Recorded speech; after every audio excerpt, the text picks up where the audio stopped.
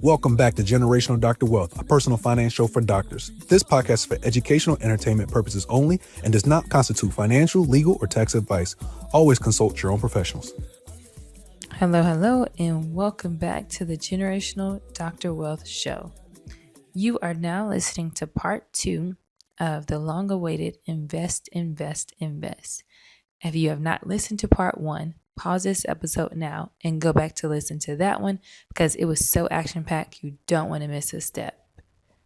On this episode, we are going to deep dive into Roth IRAs, HSAs, and how to utilize these vehicles to build generational wealth. Stay tuned and enjoy. So this takes us to the last account on the blueprint for step number 5, invest. And this is your 401k. So remember, step number 1, we talked about getting the full match. If your employer gives 3% or 6%, make sure you put in enough funds to get the full match and then you stop. And then we move on to the account number 2, which is your HSA, if you qualify. And step number 3, your Roth IRA. And then we come back to number 4, which is finishing out the max of your 401k. And the reason we do it this way is because the other accounts technically have a little bit more benefits. With the HSA, as we talked about, is triple and quadruple tax advantage when it comes to the Roth IRA. The reason I like the IRA is because you're in full control because it's an individual retirement account and you can get all those benefits and still take your cash out in a rainy day if you absolutely needed to. Now, when it comes to the 401k, you also get benefits, but it's a lot more limited and it's usually tied to your employer. It's a good account to use, but not the best account. So after we've already maxed out the first 3 layers, we come back to the 401k and then we finish the max. So for instance, in 2026, you can put in $24,500.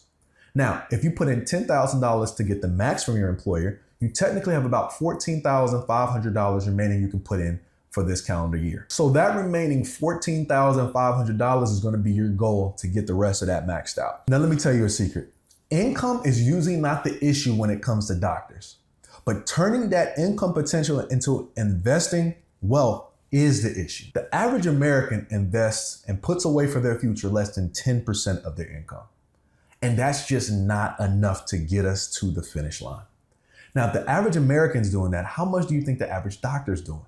You would think a lot more, but doctors tend to invest very similar to how the average American invests. But think about that. Even if we are able to invest the average amount, we can get an extraordinary outcome. And that's why I like to talk about these 4 different accounts first. Because by maxing out your HSA, maxing out your 401k, and maxing out your Roth IRA, if you're under the age of 55, that only ends up being $36,000 for the year of 2026. As we talked about previously, let's say somebody's making $300,000 a year. That's only 12% of their income that they have to put away to max out all of these accounts. That's not doing anything fancy. That's using these accounts that's right in front of you, maxing them out, and then going back to enjoying life. Now, depending on your income, if it's lower, you can invest a little bit less, or if it's higher, you're gonna have to invest a little bit more. But let's say if we just use this simple example of maxing out these accounts that are available to us, how much can this grow to? And remember, if you're getting an employer match, it might be $36,000 is the most you can put in, but your employer might be putting in $3,000, $6,000, whatever amount as part of that. If you've been listening to the show, you probably heard us talk about the Doctor's Blueprint, the 9-step framework that helps doctors go from 6-figure debt to financial freedom. But a lot of listeners have asked the same question. How do I apply this to my own situation? That's exactly why we created the Dr. Wealth Blueprint Plan. It's a personalized financial roadmap designed specifically for doctors. We walk through your entire financial picture, your debt, insurance coverage, saving strategies, investment plan, and long-term goals, and then turn it into a clear step-by-step plan based on the doctor's blueprint. If you're interested, just text the word blueprint to 704-336-9313, and we'll send you the details and application. Again, that's blueprint to 704-336-9313 to learn more about the Dr. Wealth Blueprint Plan. Now, if we just said that your employer can do a 5% match, and let's say you make $300,000, that means your employer is going to match $15,000. That is serious money. So you really only have to put in half at that point. So the reason I'm harping on this is because income tends not to be the issue for most doctors. The issue is turning that income potential and putting that into an investment to create wealth is the issue. But one thing I like to do is simplify things and let you out there know all you have to do is do average things to get an extraordinary outcome when you have time on your side. I'm going to get into the importance of time a little bit later, but first, let's focus on maxing out these 4 different steps for these 3 different accounts, okay? So to max out your health savings account, if you qualify, to max out your Roth IRA, and to max out your 401k, the total for all 3 of these accounts is $36,000, a little bit above $36,000, okay? So for that $36,000, what exactly does that mean? First, we need to get a good understanding of what does the average American invest? So the average American invests way less than 10%. How much do you think the average doctor invests? Usually somewhere in line of what the average American does. Now, I looked up how much does the average millionaire invest, and it's roughly 15% of their income.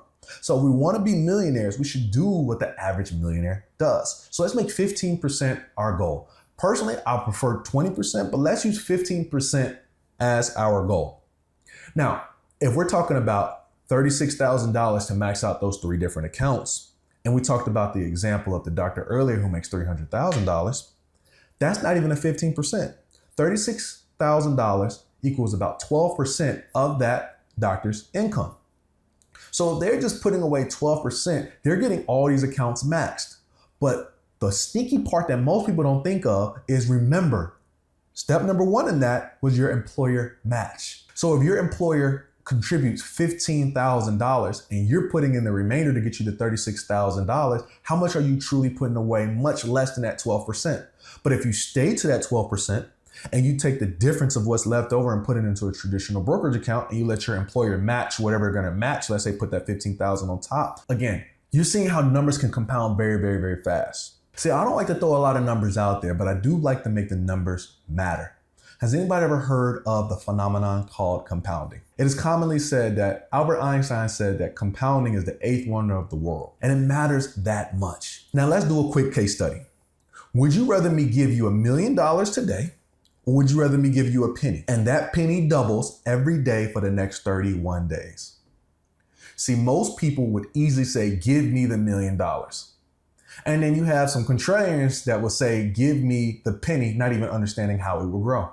But the way compounding grows is that the penny I give you tomorrow turns into 2 pennies. That 2 pennies grows into 4 pennies. That 4 pennies, and it continues to grow and grow and grow. It doesn't just double, it grows exponentially. And the way to think about it is, how much will this grow to in 31 days? The average person is incapable of fathoming how much it grows to. So, quick spoiler alert. The answer is, I would rather have a penny a day for 31 days, because that 1 penny a day that has enough time to compound 31 times ends up growing to over $10 million in 31 days. That means that if I gave you $1 million on one hand and a penny that doubles, you will be literally taking 1/10 by taking the money today. And that's what a lot of us do with our income. We take the potential of it, but we never put it into a machine that has time to do the compounding effect necessary to help it grow to that $10 million. It's very hard to put into thoughts, how does a penny grow to $10 million in a month? But that's how compounding works. And that's why Albert Einstein, as smart as he is, just had the hardest time wrapping his mind around how can something grow so fast, so quickly. But let's use real numbers to help us understand why is this important. So a show that I like to commonly watch are called The Money Guys, and they've created what we call the wealth multiplier. This is an easy way to make crazy numbers make sense to us. And what it looks at is, how much money do you need to put away to have $1 million by the time you turn 65? So let's go through it. See, my son, his birthday's about to come up. So he falls into basically age 0 right now. For him, all he has to put away is $13 a month to have $1 million by the time he turns 65. $13, that's it. Because every dollar we put away for him is going to end up turning into $650 by the time he turns 65. That's crazy to think about. But let's make it a little more rational. Majority of us started dental school, medical school, or undergrad probably when we were in our 20s. So how much does a dollar when you're 20 years old turn into when you turn 65? I just said my son, who is about to turn 1, for every dollar we put away for him today, it turns into $650 when he turns 65. For a 20-year-old who puts away $1, it ends up turning into $88. Do you see how stark that contrast is? A dollar used to equal $650 is now a dollar equaling that $88, which is still powerful, but understand how big of a decrease that is as time continually goes on. Now, let's look into a little further. What exactly does a wealth multiplier turn into for someone who is 30 years old? That's usually about when you're going to be finishing at least medical school or vet school, not talking about residency, but usually finishing your program. For every dollar you're able to save when you're 30 years old, that multiplies by $23 by the time you turn 65. That means for every $1,000 you put away at age 30, based on the wealth multiplier, it'll grow to $23,000. Again, it's not the $650 when you were just born, and it's not the $88 when you were 20, but it still has powerful effects. And understand, time continually degrades the value of a dollar. So the sooner you're able to put it in, the better. So let's use it for context, because one of the biggest issues that doctors face is waiting too long to invest. Why do you think that? Because number one, you're going through 8 to 12 years plus of schooling. So that means that not by choice do we choose to start investing later, but a lot of our income comes a lot later than our average peer. Remember when you graduated from undergrad at 22 or 24 years old and a lot of your peers went on to work?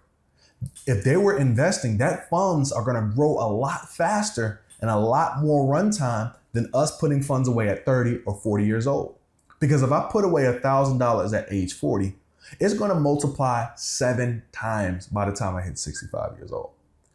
That's crazy. At age 30, it multiplies 23x, but at age 40, it only multiplies 7x. And that's why it continues to compound that doctors have to put away more because we have less time to wait for this income to grow.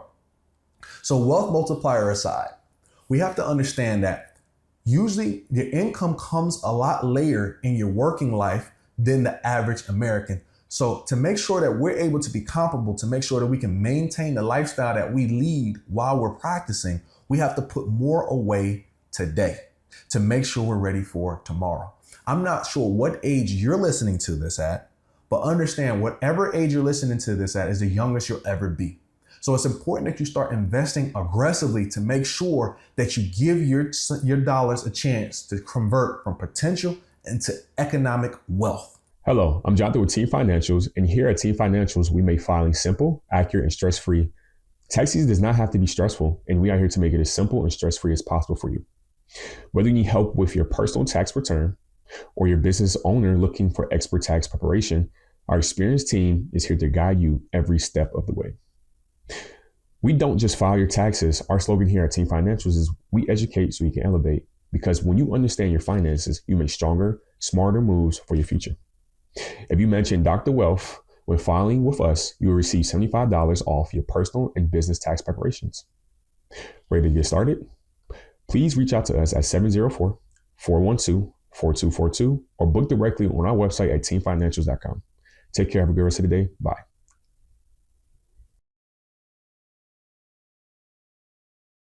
So don't give yourself those cop-outs that I'll wait to invest after I buy a house. I'll wait until after I pay off my student loans. I'll wait until after I buy my practice. Listen, you have to invest as soon as you are economically ready. Once you get from step 1 through step number 4, it's incumbent on you to start investing and get that clock of time working on your behalf. Now that I've told you the reality, let me tell you the good news.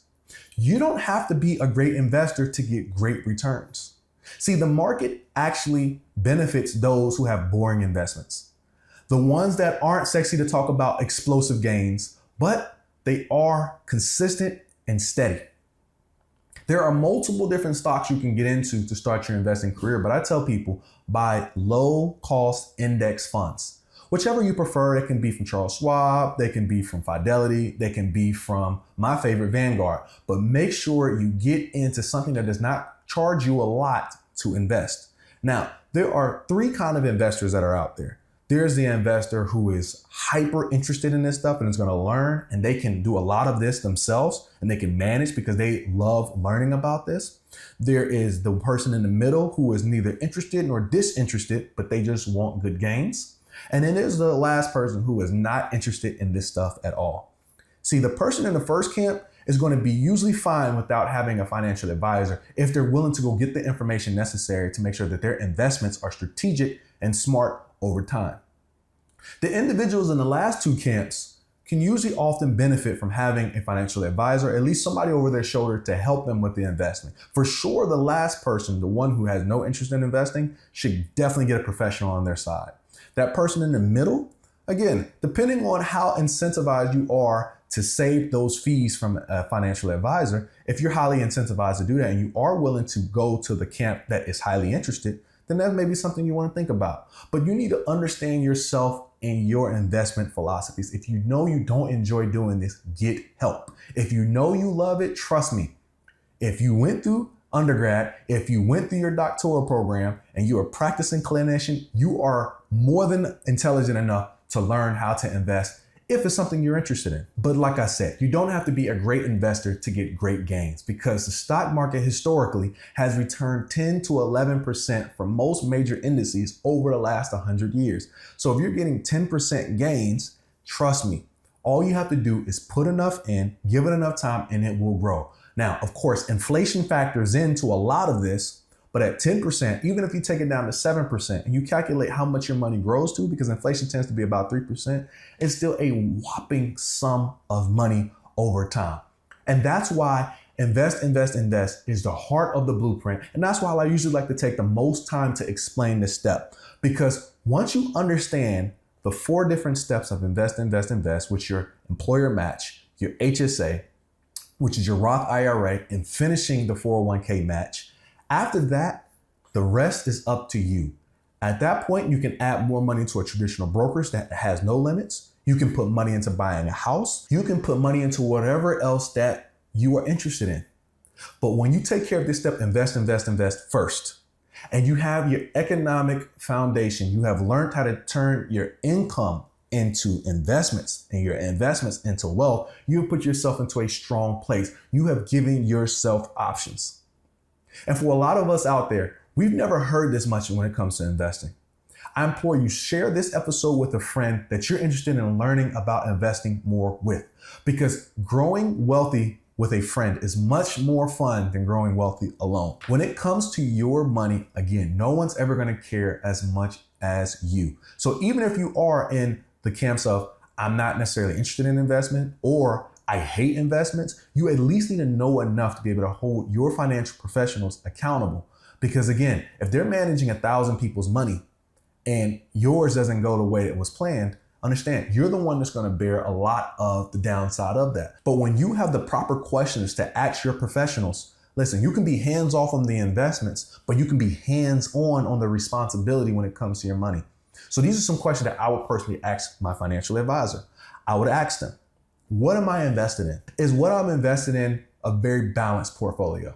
Is what I'm investing in low cost in comparison to other alternatives in this market? Is what I'm investing in low cost in comparison to other index funds that are in the same class as what I'm invested in? Over the last year, what were my gains or losses? Are my gains or losses equivalent to what the total market is doing? Am I underperforming or underperforming? See, these are just a few different questions for your financial advisor to know that you are on the game. Because when somebody knows that you're on your game, they know they have to treat your dollars with a little bit more respect. And if you have any questions for us to answer on the Q&A episode of Invest. And if you have any questions for the Q&A portion of Invest, you can send your questions to the information below. We would love to get your questions answered on the next episode, The Generational Dr. Wealth. See you soon.